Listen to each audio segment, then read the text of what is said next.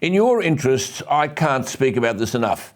The bulk of Australians live on Struggle Street, the phrase I coined years ago. Well, Struggle Street is waking up.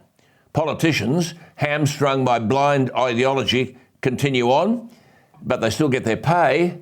The Prime Minister on $564,000, Bowen on $400,000, the backbenchers who nod in agreement to a ludicrous energy policy, $217,000, the opposition leader, Peter Dutton, who should be in the ring saying this is rubbish, $401,000.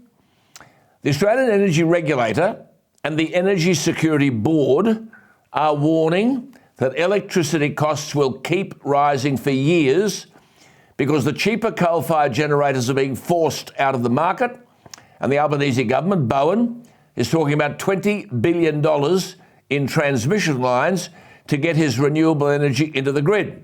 These costs will be factored into your household bill. The increases that they are predicting are eye-watering. Between 8.5 and 18.3% in New South Wales, 11.3 and 12.6% in Queensland. Small business in New South Wales faces price rises, electricity price rises, that could reach almost 20%. Queensland up to 13%. And these increases will flow into quarterly bills from October. But according to the regulators, worse will come. What are called network costs, towers, poles, wires, and other infrastructure needed to transport electricity to customers, you pay for it. 40 to 50% of your electricity bill. Now, I told you yesterday that at a forum in Washington recently, Bowen, the dumbbell energy minister and the architect of all this, said to reach the 43% legislated target, he would need to install 40 7-megawatt wind turbines every month through to 2030. And in that time, there'll need to be more than 22,000 500-watt solar panels installed each day, which is 60 million by the end of the decade. As I've asked, where do these things go? Do we compulsorily acquire agricultural land and shove them everywhere? And then you pay for the cost of the infrastructure that gets this stuff to the grid if it ever gets there.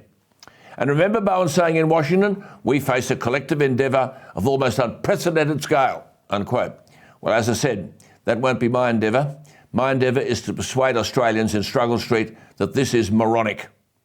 You and I know our energy should be the cheapest in the world, but we suck up to the United Nations and all these ideological zealots and let the rest of the world tell us that we must surrender our greatest international advantage, massive resources and cheap energy. Bowen has never opened his mouth on agriculture and transport, which are responsible for the same level of emissions as electricity generation. But Albo and co haven't stopped flying around the world in government planes.